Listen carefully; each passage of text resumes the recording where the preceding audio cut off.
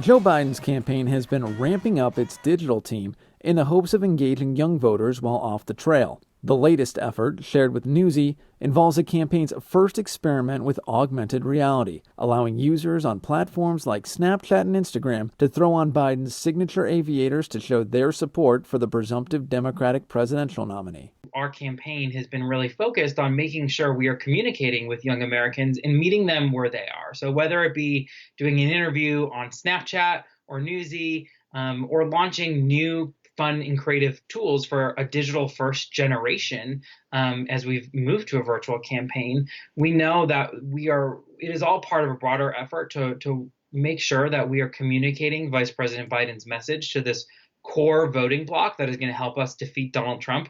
Biden has focused on a mix of both publicity and policy to reach young voters who he has struggled to connect with throughout the Democratic primary. I'm sure we can do better on the internet. That's included an appearance on Snapchat and a virtual event with soccer star Megan Rapinoe, as well as adopting some of the economic and healthcare policies of former rival Bernie Sanders.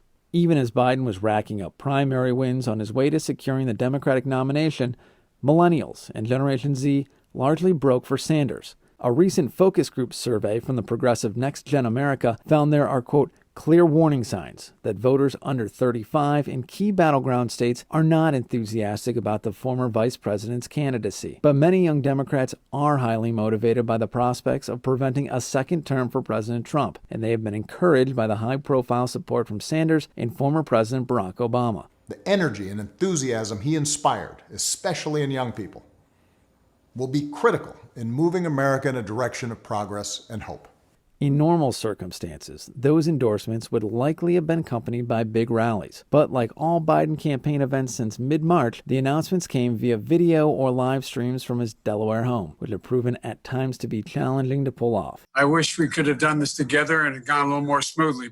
That's provided plenty of fodder for the Trump campaign, which has blasted Biden's team for technical hiccups. But the Biden campaign says those moments won't be what voters are thinking about come November. When voters go to the ballot box in November, it's not going to be any one hiccup that happened during a virtual event. It is going to be the issues that matter most in voting for a leader like Joe Biden, who they know can solve this crisis. Andrew Rafferty, Newsy, Washington.